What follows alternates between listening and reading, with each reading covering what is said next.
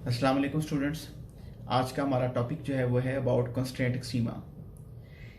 Student constraint extrema में हमारे पास at the same time two functional होते हैं, जिसमें से हमने एक फंक्शनल को एक्सट्रीमाइज करना होता है और दूसरे फंक्शन को कांस्टेंट रखना होता है। जब यहाँ पे हम एग्जाम्पल को डिस्कस करेंगे तो मैं आपको बताऊंगा कि किस फंक्शनल को आपने कांस्टेंट रखना होता है और किसको एक्सट्रीमाइज करना होता है। पहले हम इसको फॉर्मली जो है इसको रीड करते हैं, मेथड पढ़ते हैं कि हमने लेके कैसे चलना है फंक्शनल को। These problems are also called the variational problems with constraints or the variational problem with side conditions. A subclass of these problems called the isoperimetric problems. तो स्टूडेंट्स को हम isoperimetric problems भी कहते हैं। There are certain variational problems in which we have to find the stationary value of the functional I. I is an integral from x1 to x2 f of f dx, where the argument of f are subject to some additional conditions such as j is equal to integral from x1 to x2 g dx is constant। यानी कि हम चाह क्या रहे हैं, हम ये चाह रहे हैं कि i इंटेग्रल जो है इसको हमने एक्सट्रीमाइज करना है। मैं मैक्सिमाइज का वर्ड नहीं बोलूंगा क्योंकि सम टाइम आपने एक फंक्शनल को मैक्सिमाइज करना होता है और सम टाइम आपने किसी दूसरे फंक्शनल को मिनिमाइज करना होता है। तो ज़्यादा सूटेबल जो वर्ड होगा वो एक्सट्रीमाइज का होगा कि आप इस फंक्शनल को एक्सट्रीमाइज करना चाहते हैं, मगर साथ ही में ये आपकी कंडीशंस हैं, साथ ही में ये जो फंक्शनल आपके पास होगा ये कांस्टेंट रहेगा।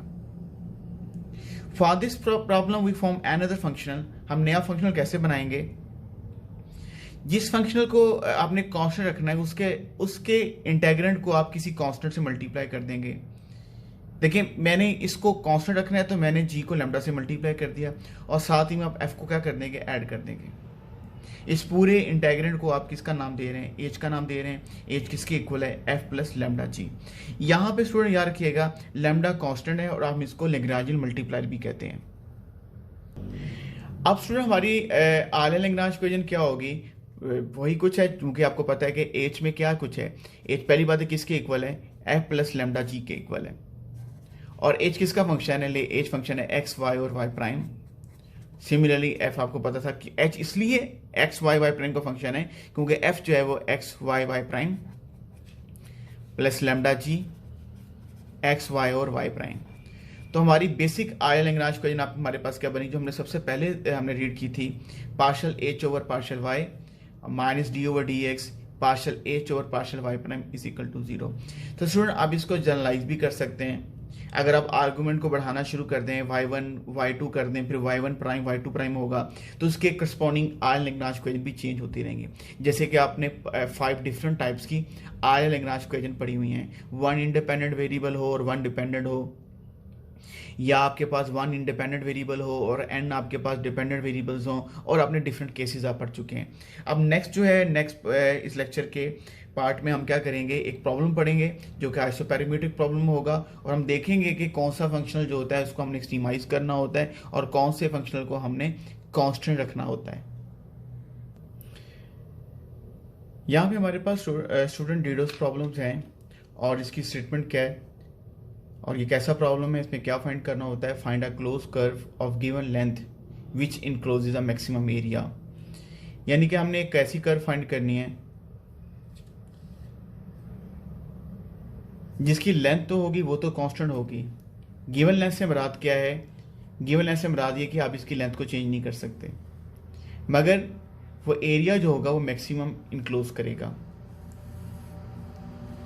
इसका मतलब है कि हम यहाँ पे दो फंक्शनल को डील करेंगे। एक फंक्शनल जो होगा वो लेंथ ऑफ आर्क से रेलिवेंट होगा और दूसरा फंक्शनल जो होगा हमारा एरिया से रेलिवेंट होगा। आपको student length of arc calculate करनी भी आनी चाहिए कि लेंथ ऑफ आर्क कैसे कैलकुलेट करते हैं और एरिया कैसे कैलकुलेट करते हैं। दूसरी बात याद रखिएगा, हम इस प्रॉब्लम में जो डिस्कस कर रहे हैं, हमारी जो कर्व है वो क्लोज कर्व है। अब हम सबसे पहले ऐसा करते हैं कि फिगर ड्रा करते हैं।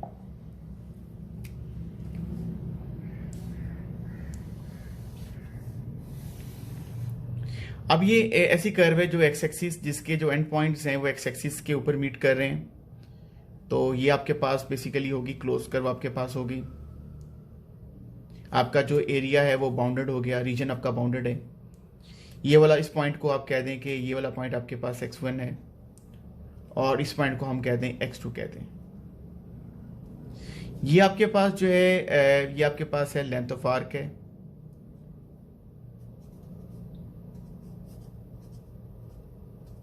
जो कि आपके पास s है।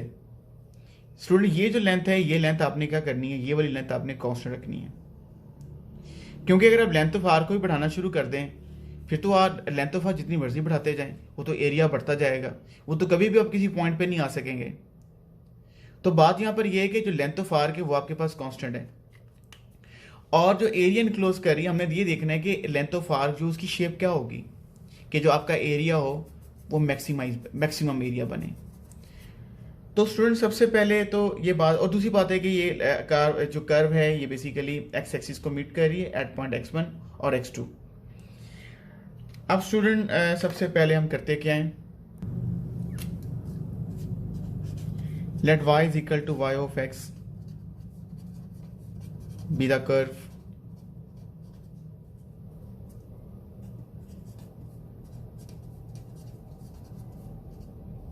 intersecting x-axis at x1 and x2.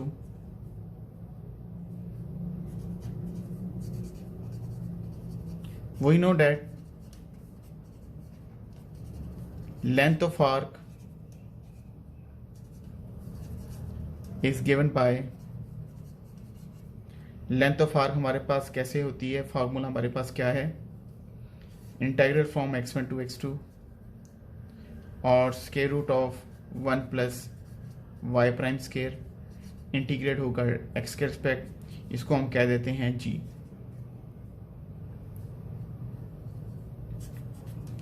Also we know area between x-axis and curve y is equal to y of x, और वो एरिया कैसे आप कैलकुलेट करते हैं उसको मैं नाम दे रहा हूँ f का, और ये integral from x1 to x2 y dx। ये वो पॉइंट्स हैं जिस पे कर्व जो x एक्सिस को मीट कर रही है, और जब y को इंटीग्रेट करेंगे तो आपको एरिया अंडर द कर्व मिल जाएंगे। आपने ज्योमेट्रिक इंटरप्रिटेशन पढ़ी हुई है और आपने ये प्रॉब्लम भी बहुत अर्ली क्लास में डिस्कस किए हुए हैं कि आप area between the X axis and curve कैसे फाइंड करते हैं।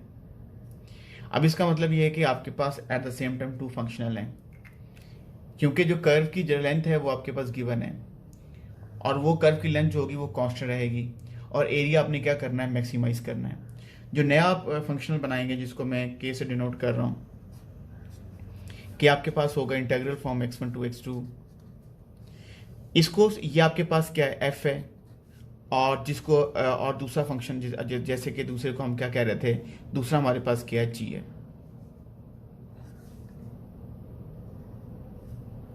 बल्कि आप ऐसे करेंगे कि इंटीग्रल नहीं लिखेंगे, जब f और g की वैल्यू आप लिखेंगे स्टूडेंट्स तो आप नोट कीजिएगा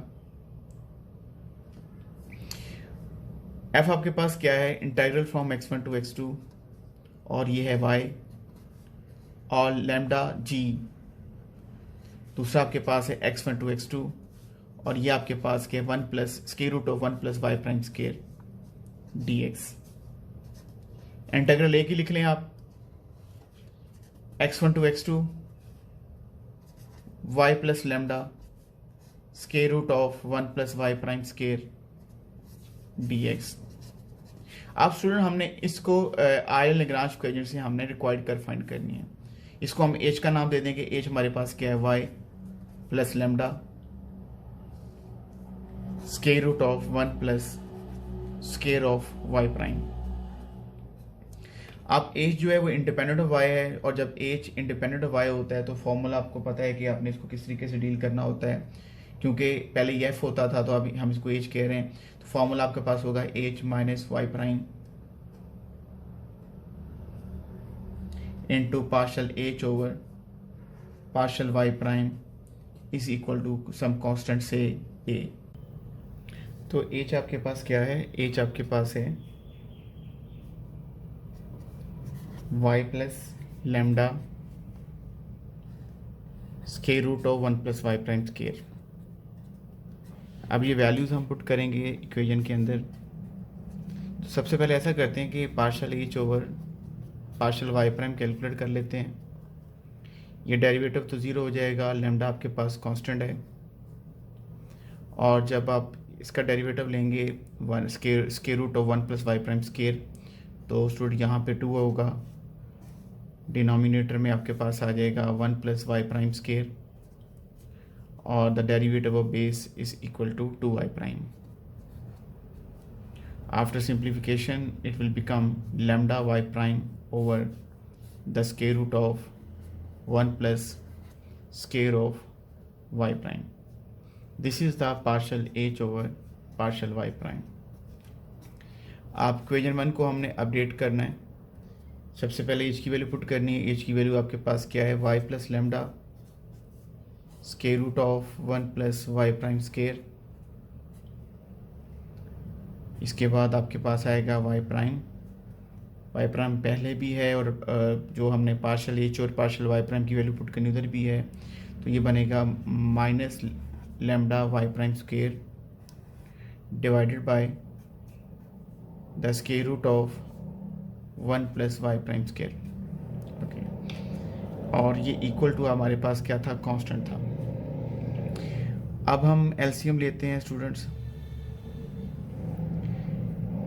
एलसीएम जो होगा आपके पास the square root of 1 plus the square of Y prime, तो y से तो मल्टीप्लाई हो जाएगा, y इंटू एलसीएम को मल्टीप्लाई कर देंगे,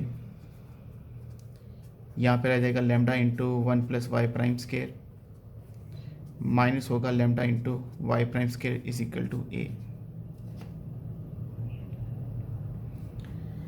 अब फर्दर स्टूडेंट्स क्या होगा, लेमडा वाई प्राइम स्क्वायर और minus lambda Y prime square cancel हो जाएंगे, तो ये आपके पास रह जाएगा y into the square root of 1 plus square of Y prime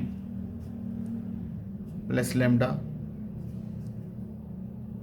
over, denominator को मैं शिफ्ट कर देता हूँ, a into 1 plus Y prime square और कंप्लीट का यानी कि square root of 1 plus square of 1 plus Y prime. अब इन दो टर्म्स को हम बजाय इसके कि स्क्वायर लेने के, इसको पहले, ये बहुत इंपॉर्टेंट स्टेप है, यहाँ पे अगर ख्याल ना किया जाए तो आपकी वर्किंग ज़्यादा टाइम ले जाती है। तो बजाय स्क्वायर लेने से बेहतर यही है कि सबसे जो यानी कि जिसमें आपके कन्वीनियंट रहेंगी इस टर्म को आप सेपरेट कर लें। ये आपके पास आ जाएगा, साथ ही में आप कॉमन भी ले लें 1 प्लस वाई प्राइम स्क्वायर, और कंप्लीट का स्क्वायर रूट हो जाएगा, और यहाँ पे रह जाएगा y माइनस ए, और इक्वल टू क्या होगा, लेमडा। और फिर साथ ही में आप ऐसा करें कि स्क्वायर भी ले लें, 1 प्लस क्या होगा वाई प्राइम स्क्वायर, और यहाँ पे आ जाएगा lambda square over y minus A square. जो स्टूडेंट नेक्स्ट वर्किंग है वो होगा Y prime square is equal to lambda square. ये वर्किंग आपको दिखा देता हूँ, 1 को शिफ्ट कर देंगे वहाँ पे, और ये बन जाएगा lambda square over Y minus ए होल स्क्वायर -1। ठीक है, सिंपल कैलकुलेशन की है मैंने, और y प्राइम स्क्वायर आपके पास होगा lambda square minus Y minus A square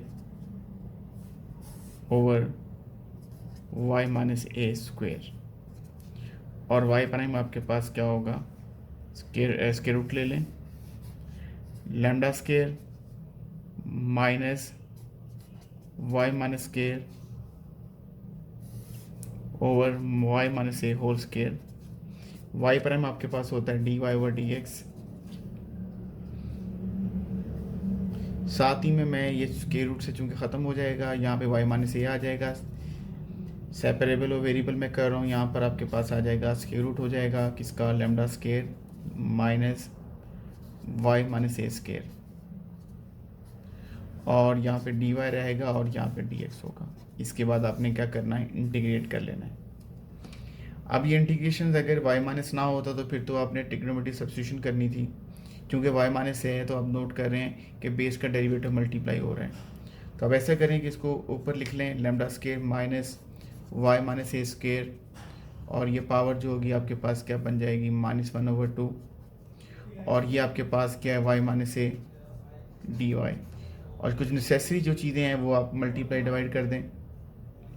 lambda square का डेरिवेटिव तो 0 होगा, और स्टूडेंट इसका डेरिवेटिव होगा -2y minus a respect to y। तो -2 नहीं है तो हम ऐसा करते हैं कि -2 से मल्टीप्लाई कर देते हैं और -2 से क्या कर देते हैं, डिवाइड कर देते हैं। इसके बाद राइट साइड पे तो आप लिखते हैं this is equal to x, साथ में कांस्टेंट अभी लिखना है, अभी लिख लें यहाँ पे, साथ में लिखते हैं कांस्टेंट, लिख दें x प्लस एच। तो टेक्निक आपको आती है, माइनस क्या होगा 1/2, और ये पावर में ऐड करेंगे लैम्डा, क्योंकि बेस का डेरिवेटिव मल्टीप्लाई हो रहा है, lambda square minus y minus ए होल स्केयर। तो पावर आपके पास क्या होगी, 1/2 प्लस 1/2 होगी, डिनोमिनेटर में 1/2 आ जाएगा, इस इक्वल टू क्या होगा, x प्लस एच। तो ये तो कैंसिलेशन हो जाएगी, स्केयर ले लें दोनों साइड पे, ये नेगेटिव साइन खत्म हो जाएगा, ये रह जाएगा lambda square minus y minus A whole square is equal to x plus h square. Shifting कर दें उधर, ये बन जाएगा x plus h whole square plus y minus A whole square is equal to lambda square. तो student आप लोग उस वक्त तक कंक्लूजन नहीं दे सकते जब तक आपको कर्व का, उसकी ज्योमेट्री का, उसकी इक्वेशंस का ना पता हो। अब आप नोट करें कि ये आपके पास सर्कल की इक्वेशन है जिसका सेंटर -h और प्लस a है और जिसका रेडियस a है। ये आपके पास क्या होगी, इक्वेशन ऑफ सर्कल, सेंटर जो आपके पास क्या है -h और a, और रेडियस जो है वो आपके पास क्या है, लैम्डा। इसका मतलब ये है कि वो रिक्वायर्ड कर्व जो है जिसकी लेंथ गिवन है और वो मैक्सिमम एरिया इनक्लोज कर रही है, तो बेसिकली वो कर्व जो है वो सर्कुलर शेप की है। इसका मतलब क्या है, the required curve is circle. तो स्टूडेंट ये आपके पास आपको क्लियर भी हो गया और आप इसको अंडरस्टैंड भी कर चुके हैं, और आप लैग्रांज मल्टीप्लायर की भी आप अहमियत समझ चुके हैं कि कैसे आपने सारी वर्किंग की है। तो इसका मतलब ये है कि अगेन मैं इसको फिनिश करता हूँ कि कर्व जो मैक्सिमम एरिया इनक्लोज करती है एक्स एक्सिस के साथ, क्लोज कर्व है, और कर्व की लेंथ जो होगी डेफिनेटली कांस्टेंट है, क्योंकि आप यहाँ पे ये बात भी समझ चुके हैं कर्व की लेंथ बढ़ाते जाएंगे तो फिर तो आप किसी पॉइंट पे नहीं आ सकेंगे। तो एक कंस्ट्रेंट का मतलब यही होता है कि आपकी कंडीशन, आपकी लिमिटेशंस क्या हैं। आपकी लिमिटेशन यही है कि आपकी जो लेंथ ऑफ कर्व है वो कांस्टेंट है, और वो एक्स एक्सिस के साथ एरिया जो है वो मैक्सिमम इनक्लोज कर रही है, और वो स्टूडेंट वो कर्व आपके पास यहाँ पे देख चुके हैं, दिस कर्व इज सर्कल। बहुत शुक्रिया आपका। नेक्स्ट स्टूडेंट मैं आपको एग्जाम्पल का एक हिंट दूंगा। एग्जाम्पल की स्टेटमेंट ये है कि a uniform cable is fixed at its end at the same level in the space and it is allowed to hang under the gravity and what is the final shape of cable. यानी कि आपने equation of curve निकाल ली है, क्योंकि cable basically curve की form में होगी। अब इसको कैसे लेके चलना है आपने, देखें स्टूडेंट, यहाँ पे हम एक लेते हैं, केबल लेते हैं और उसको हैंग करवा देते हैं। ये आपके पास केबल जो है ये ऐसे हैंग कर रही है, ये पॉइंट आपके पास ए है और ये पॉइंट आपके पास बी है, और ये अंडर ग्रेविटी है।